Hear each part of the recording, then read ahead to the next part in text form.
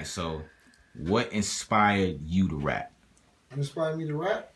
It's crazy, going back to like the last question, like as far as my lineage, is like my older brother. Like he inspired me to do this because honestly, before that, just like any other regular teenager, I was playing ball, doing basketball, had the whole hoop dream thing, and having my older brother being around, putting that work in, it just rubbed off on me. It was something I didn't even want to do, but he was doing it so much around me that I had no choice. It just grew on me. And one day I just started freestyling, playing around with it, doing little tapes and all that, recording like on the tape recorder, the actual tape recorder, doing little freestyles.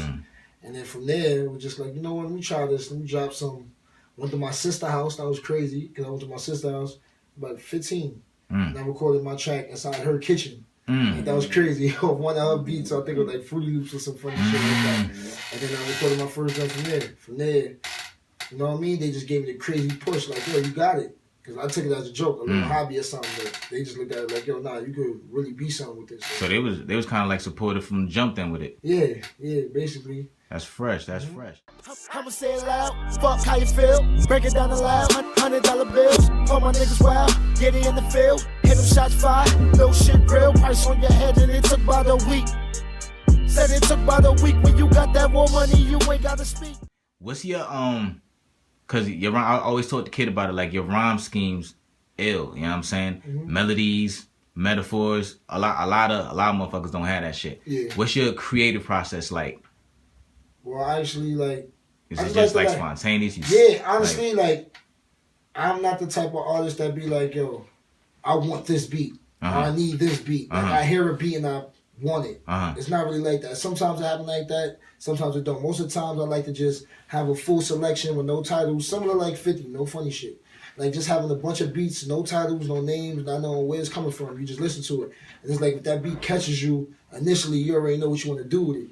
So you're going to go right in. Like that's what really inspires me to do the music. I like to just be free with it. And I don't like to have a major thought process because like if you thinking too much, it's like it's not going to be natural. It's like you're just trying to sound cool. You're trying too much. So like it has to be natural. The music got to grab you off top. So most times like the beat writes the song, or do you have a song written for the beat? Or? No, the beat write the song most of the time. Cause I'm not gonna lie. I'm not gonna say I sit there and I write records without no beat playing. It's like most of the time it depends on what mood I'm in. So I could just go through a deep situation and hear a soulful beat, and it makes me want to speak about that type of situation. Yeah. Or I can go to the club and be chilling with my peoples. We just turned up, popped a few bottles, everybody drunk. You seeing how everybody's reacting in the club to certain type of music. So you go back home and you're going skipping through tracks and you hear this beat with this high energy and you're like, yo, this reminds me of how I was just feeling in the club. You know what I mean? So you take that same little thing that you just went through and put it into your music. So, you know what I mean? Same process. And everything. And speaking of like coming up with your rhymes though, like how do you so deep into the creative piece? How do you like how do you write your rhymes? How do you come up with your rhyme? The process basically is like first I hear the beat, see what kind of feeling I want, like, what kind of feeling it gives me. Then after that I may mumble a few, mumble, find like well actually before I mumble, honestly, like in between, sometimes the process, because after I get the feeling, I may mumble or I may think of a certain topic because the feeling is there, so it's going to give me a topic. So sometimes that could be reversed because sometimes I could just start mumbling and hear melody first before I get the exact topic. Because once I get the melody, I can fill the words in based off the feeling that I'm getting. And then from there on, that's when I, probably step in the booth. Once again, people might look at me crazy, like, no 50, no Jay. That's what I'm about to say. That's what I'm about to say. Once again, this is not to be acting like 50, Jay-Z, or none of these guys. I do not write with a pen, no pad, no iPhone, no nothing.